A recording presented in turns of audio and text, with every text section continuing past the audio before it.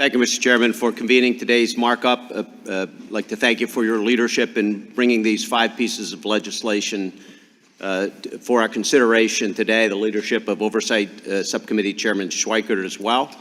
These bills will shed light on foreign financial influence over U.S. elections and domestic policy. This is in the context of the growth that we've seen in the tax-exempt sector. According to the IRS, in 2022, there were 1.48 million tax-exempt organizations. That's 271% higher than 3 decades prior, when there were only about 500,000. According to the Census Bureau, nonprofit employment has increased by 33% compared to private sector job growth of an increase of 9% over the past 15 years.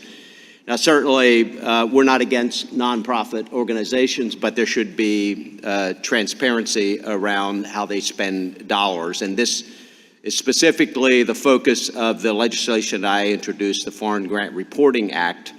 And I think it can best be summarized in 2 words: transparency and parity. Let's start with transparency. When this committee met late last year to discuss how foreign money can influence U.S. elections and domestic policy, we discovered the lack of transparency when it comes to how tax-exempt organizations receive money from foreign entities, and then specifically, which this bill addresses, also how they send money out to foreign entities. We learned that U.S. tax-exempt organizations are not required to disclose grants they send to foreign entities. Why does that matter? Since the horrific October 7th terrorist attacks in Israel, we've seen a surge of anti-Semitic and anti-American protests in cities and on college campuses. Tax-exempt organizations such as the National Students for Justice in Palestine and American Muslim for Peace are currently under investigation for possibly providing material support to Hamas, which is a designated foreign terrorist organization. These tax-exempt entities can take advantage of this loophole in the tax code, which doesn't require 501(c)s to disclose grants they provide to foreign entities. Since these tax-exempt entities aren't required to disclose this information about grants, we have little transparency into if these grants may end up supporting terrorists or other malicious actions intentionally or perhaps indirectly.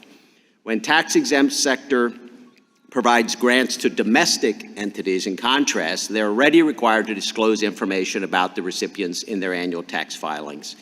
And that's, we get to the parity in this legislation. The Foreign Grant Reporting Act will require 501(c) organizations to include basic information about the grants they provide to foreign entities in their annual tax filings. That includes the name and address of the foreign entity, the aggregate amount provided to that foreign entity during the tax year, and also if a foreign entity receiving the grants are indeed charities. This is the same information that 501(c) organizations already must provide about grants they give to domestic entities. So by bringing parity to reporting requirements between foreign and domestic grants, this legislation will bring greater transparency into money leaving the U.S. and hold tax-exempt organizations accountable to their donors and to the country. Thank you, Mr. Chairman, for considering this legislation, and I yield back.